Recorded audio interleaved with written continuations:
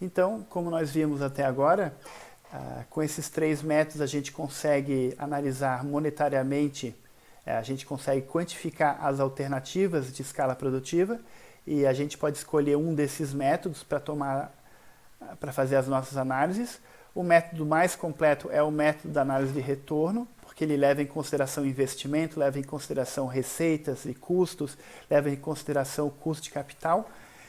Só que esse método também ele é um pouquinho mais complexo, porque tem que fazer a projeção de fluxo de caixa, tem que saber aplicar os métodos de engenharia econômica.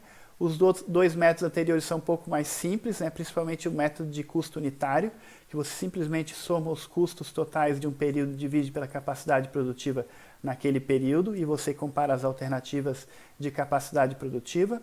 O método da rentabilidade já adiciona pelo menos a receita, né? Porque a rentabilidade ela é calculada a partir do resultado do período, isso quer dizer, esse resultado já inclui a receita, além dos custos, e inclui ainda o investimento, então ele faz uma relação entre o resultado e o investimento. Os 2 primeiros métodos, como foi dito, eles têm limitações, e o método de análise de retorno ele acaba sendo mais completo. Só que a parte quantitativa não é tudo, a gente às vezes tem que levar em consideração outros pontos que são importantes. E nisso, em função dessa parte de quantificação, a gente tira algumas conclusões. A gente espera que capacidades produtivas maiores tragam maiores retornos, desde que haja garantia de venda, e esse maior retorno viria pela economia de escala, que já foi discutida ali com aquela curva em formato U, que foi utilizado para ilustrar o método custo unitário. Então, a economia de escala ela viria por equipamentos que possam fornecer ganho de escala, isso quer dizer, eu consigo aumentar a capacidade produtiva dele mais do que o valor investido, isso quer dizer, eu melhoro a relação investimento-capacidade produtiva. Eu consigo adquirir insumos com valores reduzidos, porque pelo fato de eu estar trabalhando com uma escala maior, eu consigo negociar com mais poder de barganha com os meus fornecedores. Normalmente, esse ganho de escala aponta para uma produção em massa, em que eu vou aumentar o tamanho de lote, reduzir o tempo de parada de máquina, reduzir a diversificação do meu mix de produtos, produzir menos produtos para ter menos paradas de máquina para trocas de lotes. Por outro lado, é esperado também deseconomias de escala, com aumento de custos indiretos, né, custos e despesas indiretas relacionadas à logística, gestão, custos de agência e assim por diante. Os custos de agência eles ocorrem quando você delega a gestão dos seus investimentos para terceiros. Então, nisso a gente pode imaginar essas grandes empresas que têm várias plantas produtivas, que têm várias pessoas gerenciando essas plantas, que, por um lado, por estarem distantes, talvez estejam sujeitas a uma menor eficiência e também terão que estar sujeitas a controle, então a empresa vai ter gastos de controle dessa gestão, então tem um conjunto de gastos que constituem o que a gente chama de custos de agência, que podem ocorrer para grandes empreendimentos, para grandes escalas produtivas. Isso faz com que as curvas mostrem aumentos de custos ou redução de retorno para escalas produtivas extremas. Em função disso, nós temos aí alguns limites e algumas questões estratégicas para levar em consideração na hora de fazer a tomada de decisão final sobre a escala do empreendimento, sejam limitações e restrições do empreendimento, seja questões estratégicas, seja a opção por flexibilidade no processo. Com relação às limitações e restrições, o básico dessas limitações são os recursos financeiros. Então, quanto maior o empreendimento, maior a necessidade de uma estrutura de capital que forneça recurso para esse empreendimento. Se esses recursos não estiverem disponíveis, então a escala produtiva vai ficar limitada. A capacidade gerencial, como já foi comentado, também é um limite. Então, seja porque é uma empresa familiar que não quer delegar a gestão dos negócios para terceiros, seja por uma empresa que não consegue contratar pessoas aí de confiança ou competentes para escalar os seus negócios, Também pode ocorrer algumas situações que, às vezes, um tipo de negócio sofre, ou melhor, ele é amparado por instituições de apoio ao empreendedorismo que já fornecem um plano de negócio pronto, e daí o empreendedor acaba seguindo determinadas escalas já pré-sugeridas, além de questões relacionadas aí à pré-definição de mercado, por limites contratuais, limites geográficos e barreiras comerciais que acabam limitando a demanda do empreendimento. Então, assim, dadas as limitações que a gente viu no slide anterior, a lógica é a gente buscar a estratégia adequada ao porte do empreendimento. E daí que a gente traz de volta esse gráfico que já foi mostrado na análise estratégica. Esse gráfico ele mostra o retorno do empreendimento em função da parcela de mercado. Esse gráfico também mostra que a estratégia para pequenas parcelas de mercado tende a ser a diferenciação, porque você tem uma baixa capacidade produtiva, você quer tirar o máximo retorno dessa baixa capacidade produtiva através de diferenciação, fazendo com que você agregue valor ao produto e tire o máximo de lucro por unidade.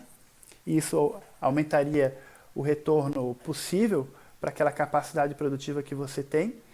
Ou então, por outro lado, a gente teria a liderança de custos, que ocorre nas situações em que o empreendedor tem poderio financeiro para trabalhar em grandes escalas produtivas e buscar ganhos de escala e buscar um conjunto de estratégias compatíveis com essa liderança de custos.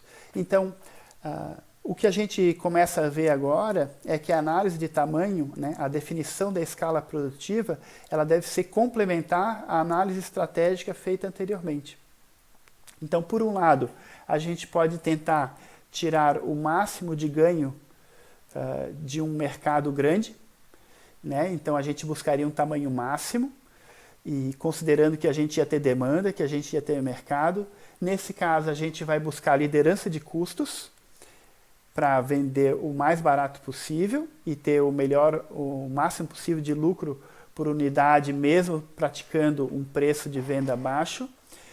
Como o empreendimento é de grande escala, precisa de fontes de financiamento para conseguir trabalhar nessa grande escala, e aí que as empresas fazem lançamento de ações, emissões de ações, e buscam empréstimos e assim por diante. Do ponto de vista de desenvolvimento de mercado, em geral a empresa tem que ser agressiva em penetrar no mercado, isso quer dizer ganhar market share nos concorrentes e desenvolver novos mercados para ampliar a demanda, para ampliar as vendas e para permitir a operação em grandes escalas produtivas. E normalmente isso inclui então prever uma estratégia de crescimento agressiva e uma baixa diversificação de produtos. Baixa diversificação de produtos para você conseguir ter uma produção o mais possível em massa, mas tendendo ao máximo possível a uma produção contínua, que seria o extremo da produção em massa.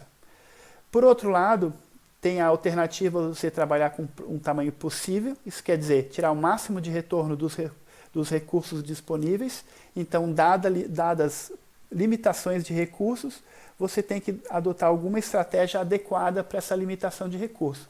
Essas estratégias podem ser, por exemplo, foco de mercado.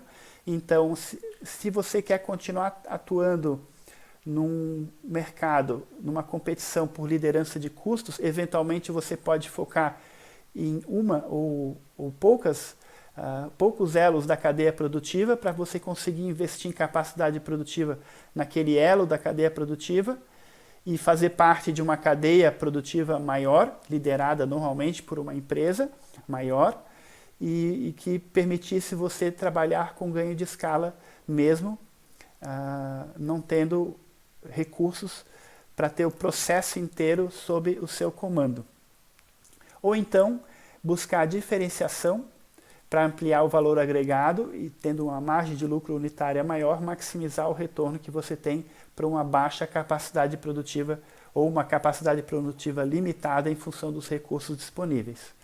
E nesse caso, a estratégia de crescimento de mercado teria que ser cuidadosa ao ponto de não colocar em risco a qualidade dos bens e serviços que a empresa presta oferece e que estariam enquadradas aí numa diferenciação. Acaba sendo, né, um desafio para as empresas que começam com produto de diferenciação e querem ganhar escala, não colocar em risco o produto delas e não começarem a ser vista como uma empresa estilo de liderança de custos, o que faria com que ela tivesse que baixar os preços dos seus produtos. Então, a escolha de localização, ela passa por uma parte que é bem análise de processo produtivo, para analisar a escalabilidade do processo, passa por uma parte quantitativa de aplicar métodos monetários para verificar qual das alternativas de escala produtiva é a mais interessante e chega numa parte de definição e revisão das estratégias, onde a gente tem que levar em consideração na escolha de tamanho decisões sobre a variedade de produtos, decisões sobre como que você vai crescer no mercado e qual vai ser o alcance geográfico, decisões sobre o nível de verticalização, o nível de automatização dos processos produtivos, chega até influenciar questões relacionadas à estrutura de capital e além de outras decisões estratégicas. Então a escolha do tamanho, a escolha da escala produtiva é uma decisão importante e difícil que as empresas precisam fazer. E por isso que a gente se dedica uma aula inteira só para ver isso. A flexibilidade é uma alternativa que se tem para tentar lidar melhor com as alterações nas mudanças que podem ocorrer na demanda. Essas mudanças elas podem ser qualitativas, isso quer dizer, tem um sistema que consegue se adaptar qualitativamente a mudanças na demanda, permitiria com que eu modificasse meu mix de produtos, modificasse os produtos que eu estou vendendo em função de modificações na demanda. Aí um sistema produtivo que foi montado para produzir produto X, daqui a pouco consegue modificar a sua atuação e produzir o produto Y. Isso é uma flexibilidade do ponto de vista qualitativo. Do ponto de vista quantitativo, a flexibilidade estaria relacionada à capacidade do sistema produtivo aumentar ou reduzir a sua capacidade produtiva da melhor maneira possível. Então, é possível de montar modelos de negócios flexíveis que permitam fazer com que o empreendimento se adapte às modificações na demanda. Do ponto de vista quantitativo e qualitativo, isso pode passar, por exemplo, por equipamentos reconfiguráveis para alterar a capacidade produtiva. Então, tu bota equipamentos no seu sistema produtivo que com um determinado nível de alteração ele consiga produzir em quantidades diferentes e consiga produzir produtos diferentes. Unidades produtivas que possam receber novos postos operativos, então é aquela situação que você superdimensiona parte dos seus ativos, por exemplo, você adquire um galpão maior do que inicialmente é necessário, ou adquire um terreno maior do que inicialmente é necessário, para que à medida que a empresa for aumentando as suas vendas, escalando as suas vendas, esse espaço disponível possa receber novos postos operativos. Ou pela possibilidade de terceirização da capacidade produtiva e do uso de equipamentos alugados e assim por diante. Esse terceiro ponto passa por um bom estudo de mercado que permita para você saber que você tem disponível no mercado essas possibilidades de terceirização e aluguel de capacidade produtiva. Então, normalmente a flexibilidade cobra uma taxa, mais ou menos, né, uma espécie de taxa pela flexibilidade, seja, por exemplo, por trabalhar com ociosidade em parte da estrutura. Então, imagina que você adquiriu um imóvel maior do que você precisa inicialmente e você, enfim, acaba tendo essa estrutura ociosa e isso tem um custo de capital. Seja adquirindo equipamentos com tecnologia mais cara, que com poucas modificações a gente consiga alcançar uma produção maior ou menor de acordo com a demanda, para se adaptar da melhor maneira possível à demanda. Eu gosto do exemplo da matriz energética do nosso país. A matriz energética do nosso país é principalmente obtida por fontes de energia barata, que é a energia hidrelétrica de grandes reservatórios. só que o sistema elétrico brasileiro também tem as usinas termoelétricas, que às vezes ficam até desligadas e recebendo dinheiro para estar ali disponíveis para caso ocorram problemas climáticos, por exemplo, que reduzam as chuvas e o país precise manter a geração de energia, as usinas termoelétricas podem ser ligadas, só que a um custo maior do que as outras usinas. Então é um exemplo também de um valor a mais que você paga para ter a flexibilidade para se adaptar às variações da demanda. Também pode ter custos maiores relacionados com a terceirização, em comparação com a produção própria. Então, por exemplo, você pesquisou no mercado, você viu que tem alguns parceiros, alguns concorrentes que podem se tornar parceiros e que podem terceirizar parte da produção, só que essa terceirização pode vir ainda com o markup desse parceiro, isso quer dizer, pode ter um delta ali de aumento dos custos para que o parceiro consiga ter o seu lucro.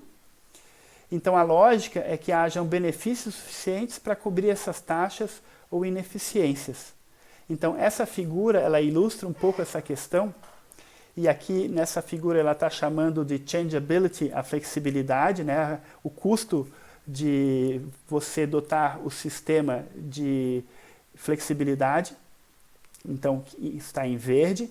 Então quanto mais eu invisto em flexibilidade, menor vai ser o gasto que eu tenho para modificar o sistema caso ocorram modificações na demanda. Isso quer dizer, eu invisto mais no sistema produtivo para que ele seja mais flexível e que eu consiga me adaptar a um menor custo às mudanças que ocorram no sistema. Então, pela lógica, o que a teoria fala é que teria um local onde eu conseguiria investir um valor máximo em flexibilidade sem que esse valor máximo digamos assim, dado esse valor máximo, eu consegui reduzir de uma maneira satisfatória os custos das mudanças à medida que ocorram modificações na demanda. Isso aqui é teoria, né? A teoria que serve para, digamos, de certa forma, incentivar a que se pense em sistemas produtivos flexíveis que possam se adaptar à demanda e, enfim, que eles continuem sendo economicamente interessantes. Ainda há alguns outros fatores que podem ser levados em consideração. O primeiro deles é a velocidade das mudanças ambientais, isso quer dizer, a dinamicidade do segmento que se está atuando. Então, assim, quando fatores tecnológicos e mercadológicos de produto e processo podem sofrer aí grandes modificações, a tendência é que a gente busque menores empreendimentos, porque menores empreendimentos vão ter um tempo de retorno menor e ficarão menos sujeitos às modificações que podem ocorrer no mercado. Quando a escala produtiva depende, por exemplo, da disponibilidade de matérias-primas, insumos ou de concentração de consumo em determinadas praças, a gente pode começar a questionar, em primeiro lugar, a localização do empreendimento. Então, localizar o empreendimento onde tenha os insumos e ou praças de consumo em tamanho adequado à capacidade que se quer produzir. Então, determinadas escalas produtivas podem impedir que o empreendimento seja localizado em determinadas regiões por falta de insumo ou por falta de concentração de clientes. E também pode talvez indicar a possibilidade de eu distribuir a capacidade produtiva em diversos lugares. Isso quer dizer, fazer com que a minha capacidade produtiva em cada localidade esteja adequada à disponibilidade dos insumos e à demanda local da região. Então, seria aquela situação de eu dividir a capacidade produtiva por diversas localidades. Um outro ponto bem interessante também é a sazonalidade. Seja a sazonalidade de matérias-primas, seja a sazonalidade de vendas. Então, assim, algumas produções estão sujeitas algumas demandas estão sujeitas à sazonalidade. Isso faz com que uma parte do ano tenha muita demanda e em outra parte do ano e o restante do ano fica com baixa demanda. Aí vem aquela questão, eu vou dimensionar o meu empreendimento para o momento de alta demanda ou para o momento de baixa ou média demanda?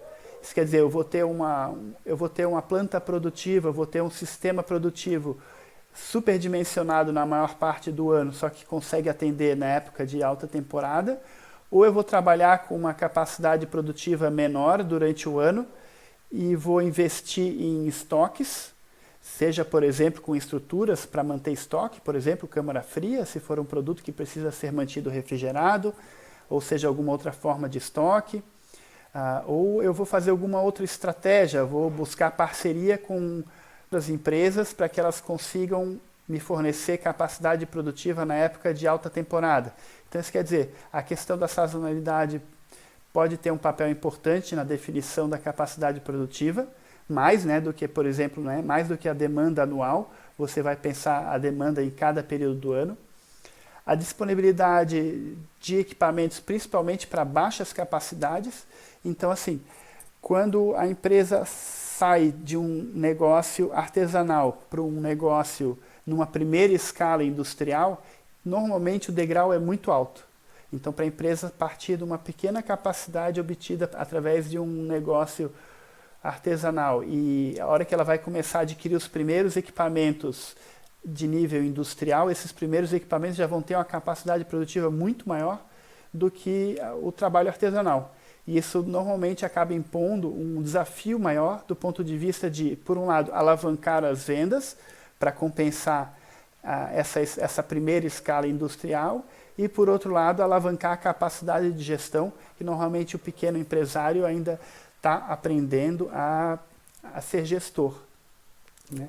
E também as possibilidades que se tem de trabalhar com mais turnos de produção, né? Então fazer uma análise de, bom, eu trabalho com menos turnos de produção e menos adicionais em função de trabalhar com esses turnos, só que daí eu vou ter que ter mais capacidade instalada ou não. Vale a pena eu ter a capacidade instalada mínima e maximizar o trabalho em diferentes turnos. Isso são análises aí bem interessantes que ficam em aberto de acordo com o caso que se estiver analisando.